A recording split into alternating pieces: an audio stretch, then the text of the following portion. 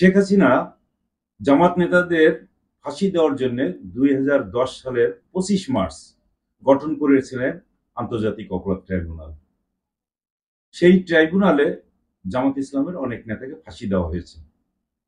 এখন ঠিক সেই আদালতেই এখন শেখ হাসিনার বিরুদ্ধে মামলা রুজু হওয়া শুরু হয়ে গেছে। একটি দুটি মামলা হবে না, কমপক্ষে 650টি মামলা রুজু হবে। প্রত্যেকটি মামলার হুকুমের আসামি থাকবেন তিনি, এবং সঙ্গে থাকবে তার অনেক মন্ত্রী, প্রতিমন্ত্রী এবং তার জোট সঙ্গী, যে 14 দলীয় জোট আছে সেই জোটের নেতৃবৃন্দও থাকবেন।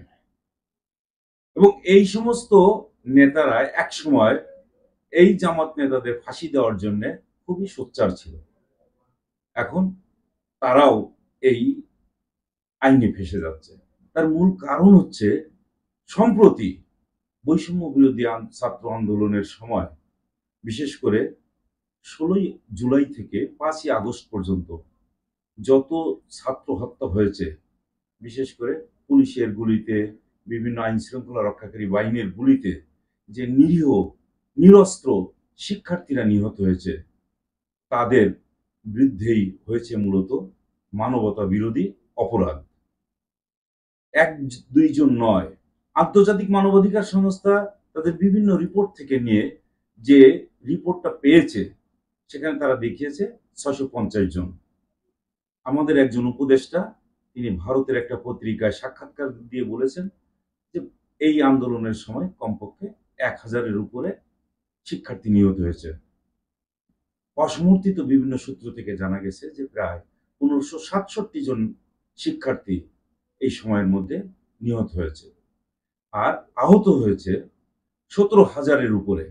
এর মধ্যে অনেকেই আবার মারাও যাচ্ছে, অনেকের চোখ নষ্ট হয়েছে, কারোর কোনো পা হাত নষ্ট হয়েছে। এই অল্প বয়সে 22-23 বছর বয়সে অনেকেই পঙ্গু হয়ে গেছে, তার বাকি জীবন পড়ে থাকবে। অনেকের চোখ নষ্ট হয়েছে, 2টা চোখই নষ্ট হয়েছে। সে এখন দিন এবং রাত আলাদা করতে পারছে না। সে এখন হাসপাতালের বিছানায় কাতরাচ্ছে এবং বারবার বলছে যে এখন আমি কি করব, আমার সারা জীবন অন্ধকার। এমনও অনেকের সন্তান আছে যারা স্বপ্ন দেখেছে যে লেখাপড়া শিখে বিশ্ববিদ্যালয় থেকে উচ্চ ডিগ্রি নিয়ে কেউ বিসিএস পরীক্ষা দিবে, কেউ ভালো চাকরি করবে, সংসারের হাল ধরবে, সংসারের অবস্থা ফিরে নিয়ে আসবে। কিন্তু এখন তাদের সবার চোখের সামনে একেবারেই শুধু অন্ধকার ছাড়া আর কিছুই দেখা যাচ্ছে না। ঠিক এমনই সময় তাদের অভিভাবকরা, এই যে বিগত সরকার ছিল, গত 5ই আগস্ট যিনি এই বাংলাদেশের ক্ষমতা ছেড়ে দিয়ে ভারতে পালিয়ে গেছেন, সেই শেখ হাসিনার বিরুদ্ধে মামলা দেওয়া শুরু করেছে। সেই মামলায় এখন তারা একটা একটা করে রুজু করছে আন্তর্জাতিক ট্রাইব্যুনালে। এর মধ্যে শাহরিয়ার হাসান আলভী, তার পিতা হাসান সাহেব একটা মামলা করেছেন 500 জনের বিরুদ্ধে। এই 500 জনের 1 নম্বরেই আছেন শেখ হাসিনা, সঙ্গে আছেন তার স্বরাষ্ট্রমন্ত্রী, সেতুমন্ত্রী ওবায়দুল কাদের, আনিসুল হক, এবং এইভাবে আরো অনেকে আছে। সাথে আছে তার জোট সঙ্গী হাসানুল্লাহ ইনু, রাশেদ খান মেনন, আনোয়ার হোসেন মঞ্জু, দিলীপ বড়ুয়া, এইভাবে তার জোট সঙ্গীরাও রয়েছেন। এবং এই আইনটা 1973 সালের 2 এবং 3 ধারা অনুযায়ী হয়েছে। এই ধারায় পরিষ্কার করে বলা হয়েছে, যখন কোনো নিরস্ত্র মানুষকে হত্যা করা অথবা একেবারে নির্মূল করার জন্য গুলি চালানো হয় এবং নিহত হয়, সেটাই হচ্ছে মানবাধিকার, মানে আন্তর্জাতিক অপরাধ। সেই অপরাধেই তাদের বিরুদ্ধে মামলা হবে। এই মামলায় ইতিপূর্বে যেভাবে মামলাগুলো পরিচালিত হয়েছে, এবারও ঠিক একইভাবে এই মামলা পরিচালিত হবে এবং আন্তর্জাতিক অপরাধ বিশেষজ্ঞরাও এটার উপরে নজর রাখবে। তো গত 16ই জুলাই থেকে যে 5ই আগস্ট পর্যন্ত যে সময়ের মধ্যে, এই সময়ের মধ্যে যারা মারা গেছে, শাহাদাত বরণ করেছে, তাদের অভিভাবকরা এই মামলাগুলো দেওয়া শুরু করেছেন। আর 5ই আগস্ট আপনারা জানেন শেখ হাসিনা একেবারে চাপের মুখে পড়ে পদত্যাগ করে এদেশ ছেড়ে চলে যেতে বাধ্য হয়েছে। এখন তাকে এই ধরনের মামলার সম্মুখীন হতে হবে। একটি বিষয় বলে রাখা দরকার, আন্তর্জাতিক মানবাধিকার সংস্থা যে রিপোর্টটা দিয়েছে সেখানে শিশুর সংখ্যা দেওয়া হয়েছে ৬২ জনের মতো। এই শিশু হত্যা মারাত্মক একটা বিষয়। মানবাধিকার সংস্থার আইনে আছে শিশু দুইটি অধিকার থাকে, একটা তার খাওয়া দাওয়ার নিশ্চয়তা পাবে আর একটা বেঁচে থাকার নিশ্চয়তা।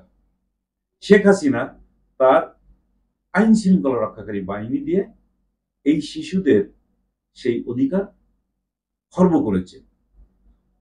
শিশুদেরকে এমন ভাবে হত্যা করা হয়েছে যে নিদর্শনগুলো পাওয়া গেছে, উপর থেকে হেলিকপ্টার দিয়েও পর্যন্ত হত্যা করা হয়েছে। পিতার কোলে শিশু শুয়ে আছে, তাকেও পর্যন্ত হত্যা করা হয়েছে। যে শিশু পিতার কোলে সবচেয়ে নিরাপদ, সেই কোলটিও নিরাপদ থাকে নাই। এখন শেখ হাসিনা সহ তার যত মন্ত্রী এমপি যারা নির্দেশ দিয়েছে এবং মাঠে থেকে এই সমস্ত আন্দোলন তারা দমন করার চেষ্টা করেছে। আমরা একটা দিন দেখেছি যে বিশ্ববিদ্যালয়ের ক্যাম্পাসে রাজু ভাস্কর্যের সামনে দাঁড়িয়ে ছাত্রলীগের পেটোয়া বাহিনীর যিনি নেতা সাদ্দাম হোসেন, তিনি পিস্তল উঁচিয়ে, তার একজন কর্মী ঢাকা কলেজের সন্ত্রাসী, সেও পিস্তল উঁচিয়ে এই শিক্ষার্থীদের উপরে গুলি করেছে। আর ২৪শে জুলাই সুনির্দিষ্টভাবে বলতে হবে, যেদিন ১৪ দলের মিটিং হয়েছে, সেই মিটিং এ পর ওবায়দুল কাদের বলেছেন যে দুর্বৃত্তদের দেখা মাত্র গুলির নির্দেশ দেওয়া হচ্ছে। তিনি কিভাবে এমন বেআইনি একটা আদেশ দিতে পারলেন? আর তার এই আদেশ শোনার পরেই পুলিশ কিন্তু আরো বেপরোয়া হয়ে গেছে এবং কারফিউ জারি করা হয়েছে। এই কারফিউর মধ্যেই তো এই সমস্ত মানুষ মারা গেছে। ফলে তাদেরকে এখন আন্তর্জাতিক অপরাধ ট্রাইব্যুনালের মামলা ফেস করতে হবে। আর কি ধরনের শাস্তি হবে সেটা তো আমরা বিগত দিনগুলোতে দেখেছি। জামাত নেতাদের কিভাবে ফাঁসি দেওয়া হয়েছে। সে সময় তো কোনো রকম কোনো এভিডেন্স ছিল না, কোনো সাক্ষ্য প্রমাণও ছিল না। কাগজপত্রে বিভিন্ন সময় পত্রপত্রিকায় যে সমস্ত রিপোর্ট ছাপা হয়েছে তারই ভিত্তিতেই কিন্তু এই বিচারগুলো হয়েছে।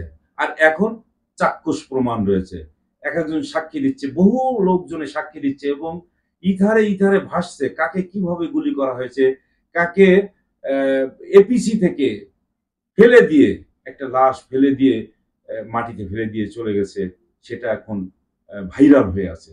এটা তো দেখছে কোন একটা শিশু যখন পালিয়ে যাচ্ছে বলছে যে আমি তো এই আন্দোলনের মধ্যে নেই, সে একজন হকার, সে যখন দৌড়ে পালিয়ে যাচ্ছে তখনও তাকে একটা দুইটা তিনটা করে গুলি করে হত্যা করা হয়েছে।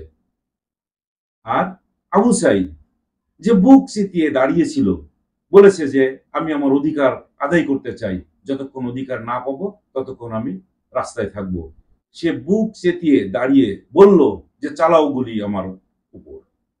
সে ভেবেছিল হয়তো আমারই মতো তো আরেকজন ওদিকে অস্ত্র হাতে নিয়ে বসে আছে যে পুলিশ, সে তো বাংলাদেশেরই মানুষ, সেও তো আমার অভিভাবকের মতো কোনো একজন অভিভাবক, তারও তো সন্তান আছে আমার মতো, তাহলে সে যখন চিন্তা করবে হয়তো তার উপরে গুলি চালাতে পারবে না। কিন্তু আবু সাইদের এই স্বপ্ন, এই চিন্তা ওই পুলিশের মধ্যে কাজ করে নাই। পুলিশ তাকে গুলি করেছে, মৃত্যু নিশ্চিত না হওয়া পর্যন্ত দ্বিতীয়বারও গুলি করেছে। এগুলো একেবারে আইনের দৃষ্টিতে সম্পূর্ণভাবে ফৌজদারি অপরাধ এবং তাকেই ফেস করতে হবে। কেননা আবু সাইদ ছিল নিরস্ত্র, তার কথা বলার অধিকার, তার গণতান্ত্রিক অধিকার, তার মত প্রকাশের স্বাধীনতা, তার সমাবেশ করার অধিকার, এটা আমাদের সংবিধানে দেওয়া হয়েছে। অতএব তার উপরে গুলি করা যায় না এবং কোনো অবস্থাতেই যে আগ্নেয়াস্ত্র ব্যবহার করা হয়েছে সেটাও ব্যবহার করা যায় না। আজকে যে শেখ হাসিনাকে শুধুমাত্র এই গত 15-20 দিনের আন্দোলন সংগ্রামে যারা নিহত হয়েছে তাদের মামলা ফেস করতে হবে, শুধু তাই নয়, ইতিপূর্বে তিনি আরো বেশ কিছু মানবাধিকার লঙ্ঘনের মতো অপরাধ করে বসেছেন। যেমন 2009 সালে ক্ষমতায় এসেই পিলখানায় মারাত্মক হত্যাযজ্ঞ চালিয়েছেন, যার পরিপ্রেক্ষিতে আমাদের দেশপ্রেমিক সেনাবাহিনীর 57 জন অফিসার এবং আরো তার সঙ্গে 13 জন নিহত হয়েছে। এবং সেটার জন্য তাকে শুধু শেখ হাসিনা নয়, এই কারণে দিল্লিকেও জবাবদিহি করতে হবে এবং তারাও এই মামলার আসামি হতে পারে। কারণ ওই সময় ওই বিদ্রোহ, ওই হত্যাযজ্ঞ দমন করার জন্য ক্যান্টনমেন্ট থেকে বাহিনী এসেছিল। মঈনু আহমেদ যে সময় এই বিদ্রোহ দমন করার জন্য পিলখানায় ঢুকতে যাচ্ছিল, সেই সময় দিল্লি থেকে আদেশ আসলো, যদি মঈনু আহমেদের বাহিনী পিলখানায় ঢুকে তাহলে দিল্লি থেকেও বাহিনী ঢুকবে বাংলাদেশে, এমন হুমকি দেওয়া হয়েছিল। এটা আমার কথা নয়, ভারতেরই এক নাগরিক যিনি দক্ষিণ এশিয়া বিষয়ক বিশেষজ্ঞ অবিনাশ পালিওয়াল ডিপ্লোম্যাটে একটা ইন্টারভিউ দিয়ে তিনি বলেছিলেন যে এই ঘটনা, যে পিলখানায় বিডিআর হত্যাযজ্ঞ যেটা হয়েছিল সেটা শেখ হাসিনা এবং দিল্লিতে সেই সময় কংগ্রেসের সরকার ছিল, দিল্লি সরকার এবং শেখ হাসিনা সরকার, দুই সরকারের যৌথ প্রযোজনায় আমাদের বিডিআর এর যে শৌর্য বীর্য ধ্বংস করে দেওয়ার জন্য পরিকল্পনা করা হয়েছিল।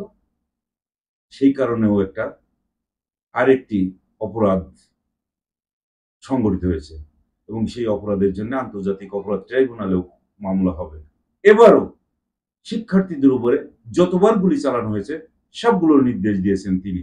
আবার তিনি মায়া কান্নাও কেঁদেছেন যে এই শিক্ষার্থীদের উপরে তিনি গুলি চালাতে চান নাই, নির্দেশ দেন নাই, কিন্তু তিনি নির্দেশ দিয়েছেন। পবিত্র আশুরার দিনেও বসে তিনি মিথ্যাচার করেছেন। এই সমস্ত মিথ্যাচার আর বাংলাদেশের মানুষ গ্রহণ করে না, আর গ্রহণ করে না বলেই এখন তাকে অবশ্যই এই সমস্ত আন্তর্জাতিক অপরাধ ট্রাইব্যুনালে তাকে মামলা ফেস করতে হবে। একইভাবে যদি শেখ হাসিনা এই অপরাধ ট্রাইব্যুনালে দোষী সাব্যস্ত হন, তাহলে একই সঙ্গে তার রাজনৈতিক দল হিসাবে যেমন আওয়ামী লীগ, তাকেও কিন্তু ওই একইভাবে সন্ত্রাসী দল হিসাবে, একটা অপরাধী দল হিসাবে তারও নিষিদ্ধ হয়ে যেতে পারে।